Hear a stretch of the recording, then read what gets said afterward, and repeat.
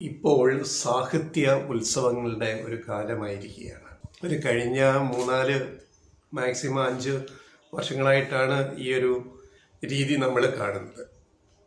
അതിനു മുമ്പ് വളരെ അറിയപ്പെടുന്ന ഇപ്പം തുഞ്ചൻ ഉത്സവം അല്ലെങ്കിൽ സാഹിത്യ അക്കാദമി നടത്തുന്ന ചില ലിറ്റററി സംഗമങ്ങൾ, അതൊക്കെ പോയിട്ടിപ്പോൾ പിന്നെ സാഹിത്യ ഉത്സവങ്ങളാണ്, ലിറ്റററി ഫെസ്റ്റിവൽ. അതിപ്പം DC ബുക്സിൻ്റെ കോഴിക്കോട്ട് അതിപ്പോൾ 4 എഡിഷൻ കഴിഞ്ഞ് 5ാം എഡിഷനിലേക്ക് കടക്കുന്ന സാഹിത്യ ഫെസ്റ്റിവൽ. പിന്നെ അത് കഴിഞ്ഞ മാതൃഭൂമിയുടെ എന്ന് പറഞ്ഞിട്ട് തിരുവനന്തപുരത്ത് കനകക്കുന്നിൽ കഴിഞ്ഞ കുറേ വർഷങ്ങളായിട്ട് ഇപ്പം വീണ്ടും അത് ഫെബ്രുവരി ആദ്യ ആഴ്ചയിൽ അത് തുടങ്ങുന്നു. 3-4 ദിവസത്തെ ഫെസ്റ്റിവൽ. ഇതുകൂടാതെ ഇപ്പോൾ പല ജില്ലകളിലും സാഹിത്യ ഫെസ്റ്റിവലുകൾ തുടങ്ങിയിട്ടുണ്ട്.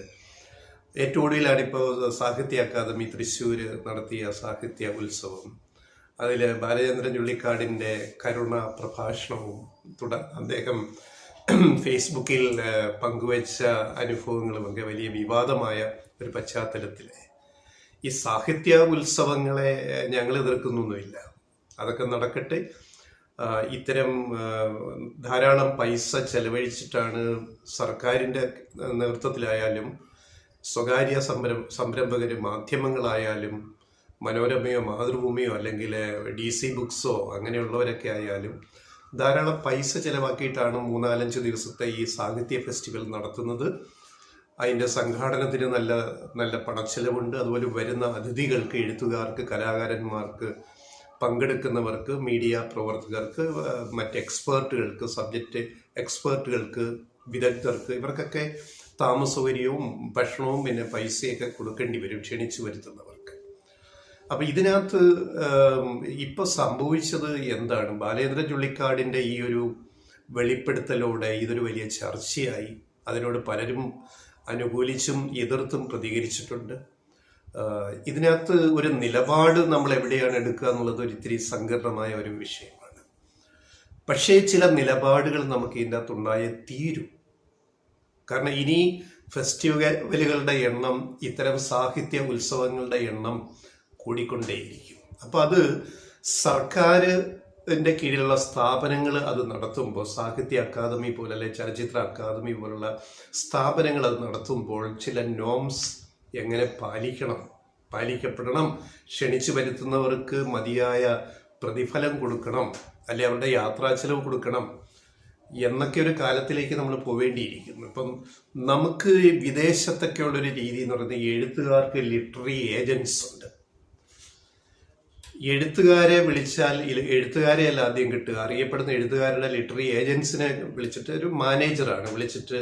ഇപ്പം ബാലചന്ദ്രൻ ചുള്ളിക്കാട് ഇപ്പം സപ്പോസ് ഒരു അന്യദേശത്ത് വേറൊരു ഭാഷയിലെ എഴുത്തുകാരനായിരുന്നെങ്കിൽ ഇതുപോലൊരു സമ്മേളനത്തിൽ വിളിക്കുമ്പോൾ, സപ്പോസ് ഞങ്ങൾ അതിൻ്റെ ഒരു രീതി പറയുകയാണ്, ബാലചന്ദ്രൻ ചുള്ളിക്കാടല്ല ഫോൺ എടുക്കുക, ലിറ്റററി ഏജന്റാണ് എടുക്കുക. ഹലോ, ഞങ്ങൾക്ക് ചുള്ളിക്കാടിൻ്റെ ഒരു പ്രോഗ്രാമിന് ബുക്ക് ചെയ്യാൻ വേണ്ടിയാണ്, അത് പറഞ്ഞുള്ള കാര്യങ്ങൾ, അത് എത്രാം തീയതിയാണ്, അത് ഇത്രാം തീയതിയാണ്, എന്താണ് വിഷയം, ഇന്നതാണ് വിഷയം, ഞാൻ മാനേജരാണ്, ലിറ്റററി ഏജന്റാണ് ചുള്ളിക്കാടിൻ്റെ, ഞാൻ അദ്ദേഹമായിട്ട് സംസാരിച്ചിട്ട് നിങ്ങളോട് തിരിച്ചു വിളിക്കാം.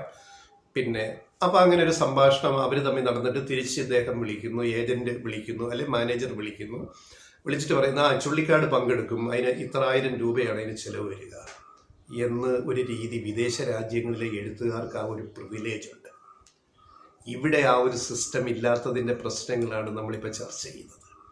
ഇതിവിടെ മറ്റുള്ളവർക്കുണ്ട്, സിനിമാ നടന്മാർക്കുണ്ട്, വലിയ കലാകാരന്മാർക്കുണ്ട്, കലാരംഗത്ത് നിൽക്കുന്നവർക്ക് സംഗീതം, അതുപോലെ സിനിമ.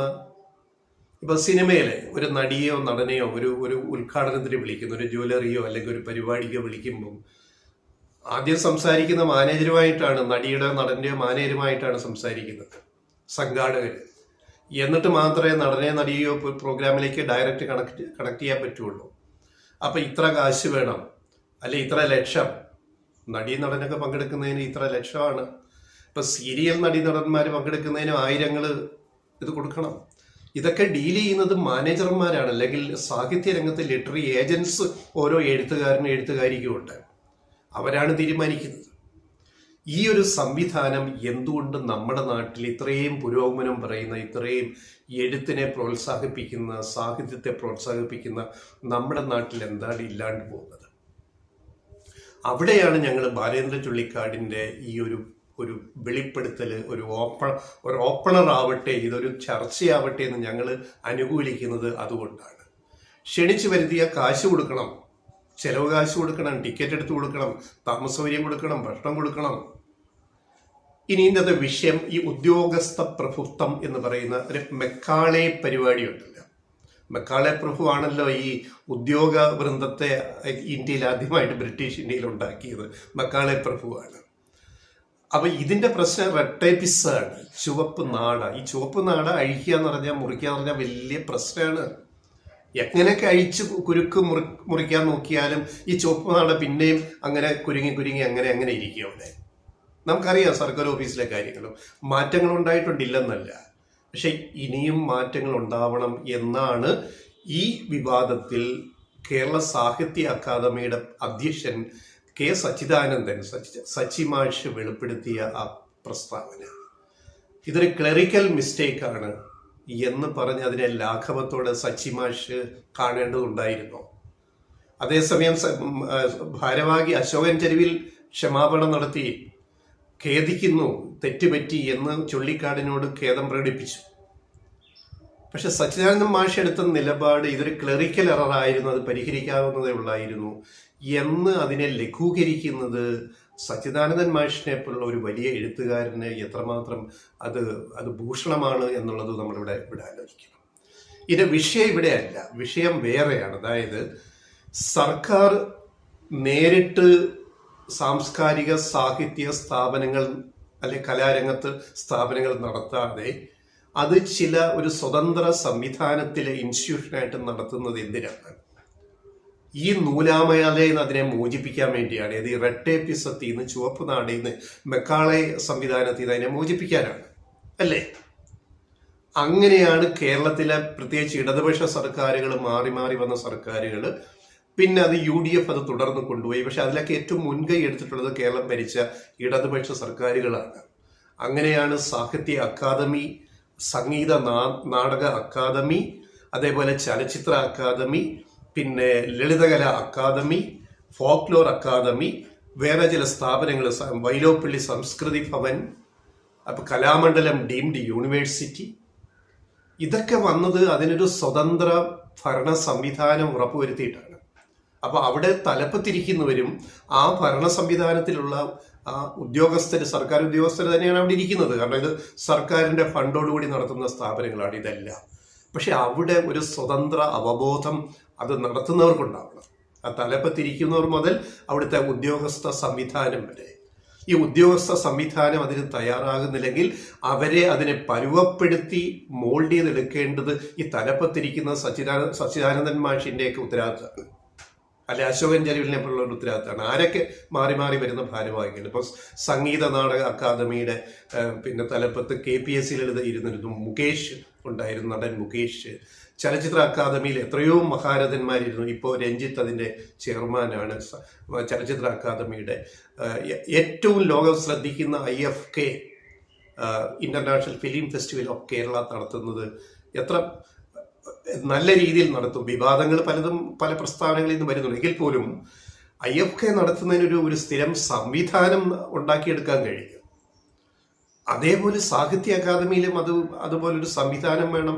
ലളിതകലാ അക്കാദമി വേണം, സംഗീത നാടക അക്കാദമിയിൽ വേണം, അല്ലെ വൈലോപ്പിള്ളി സംസ്കൃതി ഭവനിൽ വേണം. ഇത് സർക്കാർ ഫണ്ട് കൊടുക്കുന്നുണ്ട്, പക്ഷെ ആ ഫണ്ട് പരിമിതമാണെങ്കിൽ കൂടുതൽ ഫണ്ട് അതിന് വിനിയോഗിക്കാൻ കഴിയണം സർക്കാരിൽ നിന്ന്.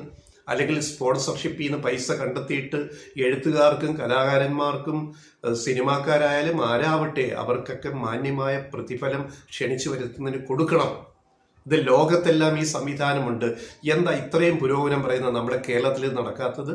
അതല്ലേ ഇന്നത്തെ വിഷയം എന്ന് പറയുന്നത്. അപ്പൊ ഇത്തരം കാര്യങ്ങൾ അഡ്രസ്സ് ചെയ്യാൻ ഇനിയെങ്കിലും നമ്മൾ മുന്നോട്ട് വന്നില്ലെങ്കിൽ, ഇപ്പം ഓഡിറ്റിംഗ് നടത്തും, സർക്കാർ സംവിധാനമാണല്ലോ ഇതൊക്കെ. അപ്പോൾ ഓഡിറ്റിംഗ് നടത്തുമ്പോൾ ചില തമാശകൾ പുറത്തു വന്നത്, നളചരിതം അവതരിപ്പിക്കാൻ കൊട്ടേഷൻ വിളിച്ചില്ല എന്ന ഓഡിറ്റിൽ പരാമർശം. ഒരു സംഭവം പറയാം, നളചരിതം അവതരിപ്പിക്കാൻ കൊട്ടേഷൻ വിളിക്കാത്തത് തെറ്റായി പോയി, അതുകൊണ്ട് അത് നടത്താൻ പറ്റില്ല, അത് ഓഡിറ്റില്ല പരാമർശിച്ച്. അത്രമാത്രം റെഡ് ടേപ്പിസം ഈ രംഗത്ത് നിൽക്കുന്നു ഇപ്പോഴും എന്നുള്ളതിന്റെ നിലനിൽക്കുന്നു എന്നുള്ളതിന്റെ ഒരു തെളിവ് ഞങ്ങൾ സൂചിപ്പിച്ചത് മാത്രമേ ഉള്ളൂ. ഇത് നളചരിതം എന്ന് പറഞ്ഞൊരു ഒരു ഒറ്റപ്പെട്ട സംഭവമല്ല, പല സംഭവങ്ങൾ ഇങ്ങനെയാണ്, ബാലേന്ദ്ര ചുള്ളിക്കാടിന്റെ ഉൾപ്പെടെ. അപ്പൊ ഇക്കാര്യത്തില് ഇപ്പം വേറെ ഉദാഹരണങ്ങളുണ്ട്. പ്രതിഫലം നന്നായിട്ട് കൊടുക്കുന്നത് നടക്കുന്നുണ്ട് സർക്കാർ ചെലവില്. ഇപ്പൊ തിരുവനന്തപുരത്ത് സംഘടിപ്പിച്ച കേരളീയം ഒരാഴ്ച, അത് ഗംഭീര പരിപാടി, വൻ വിജയമായി. ലോകോത്തര കലാകാരന്മാർ പങ്കെടുത്തു, അതിൻ്റെ അകത്ത് കലാകാരികൾ പങ്കെടുത്തു, അവർക്കെല്ലാം പ്രതിഫലം കൊടുത്തു, പൈസ കൊടുത്തു, ആർക്കും ഒരു പരാതിയില്ല. അപ്പൊ അങ്ങനെ ചെയ്യാൻ പറ്റുമല്ലോ, എന്താ സാഹിത്യ അക്കാദമിക്ക് പറ്റാത്തത്? അവിടെയാണ് ചുള്ളിക്കാട് ഉന്നയിക്കുന്ന ചോദ്യത്തിന്റെ പ്രസക്തി. അതാണ്. അപ്പൊ കേരളീയ ഞങ്ങളൊരു എക്സാമ്പിൾ പറഞ്ഞു. കേരളീയ ഒരു സ്വതന്ത്ര സംവിധാനമായിട്ട് സർക്കാരിന് കീഴിൽ അതിനൊരു കമ്മിറ്റി ഉണ്ടാക്കിയിട്ട് അവർ ഭംഗിയായിട്ട് നടത്തിയില്ലേ കേരളീയം? എന്തൊരു വലിയ ജനപങ്കാളിത്തമാണ് അതിനകത്ത് ഉണ്ടായത്. അതേപോലെ പിന്നെ നിയമസഭ സംഘടിപ്പിച്ച ലോക പുസ്തകോത്സവം, നിയമസഭാ മന്ദിരം തുറന്ന് ജനങ്ങൾക്ക് വേണ്ടി ഇട്ടുകൊടുത്തിട്ട് നടത്തിയ ഒരാഴ്ചയിലധികം നീണ്ട ആ ലോക പുസ്തകോത്സവം ഒരു ജനകീയ പരിപാടിയായിട്ട് മാറ്റാൻ കഴിഞ്ഞില്ലേ? അതിൽ പങ്കെടുത്ത എഴുത്തുകാർക്കും ഒക്കെ പ്രതിഫലം കൊടുത്തില്ലേ? നന്നായിട്ട് അവരെ പരിചരിച്ചു, ഒരു പരാതി വന്നില്ലല്ലോ. അപ്പൊ ഇത് ഇങ്ങനെ ചെയ്യാൻ നമ്മൾ വിചാരിച്ചാൽ നടക്കും. കേരളീയം പോലെ, നിയമസഭ നടത്തുന്ന ലോക പുസ്തകോത്സവം പോലെ എന്തുകൊണ്ട് തൃശ്ശൂരിലെ കേരള സാഹിത്യ അക്കാദമിക്ക് ഇത് നടത്താൻ പറ്റുന്നില്ല എന്ന ചോദ്യമാണ് ഇവിടെ ഉന്നയിക്കപ്പെടുന്നത്. അല്ലെങ്കിൽ എന്തുകൊണ്ട് ചലച്ചിത്ര അക്കാദമിയിൽ വിവാദങ്ങൾ ഉണ്ടാവുന്നു, അല്ലെ എന്തുകൊണ്ട് മറ്റ് അക്കാദമികളിൽ ഇതേപോലെ സർക്കാരിന്റെ കീഴിലുള്ള ഇതിൽ പ്രശ്നങ്ങൾ ഉണ്ടാകുന്നു? ഇതൊക്കെ അഡ്രസ്സ് ചെയ്യാനൊരു സിസ്റ്റം നമ്മൾ ഉണ്ടാക്കേണ്ടുന്ന കാലം കഴിഞ്ഞു എന്നുള്ളതാണ് ഇതിൻ്റെ അകത്ത് ഏറ്റവും പ്രധാനപ്പെട്ട കാര്യം.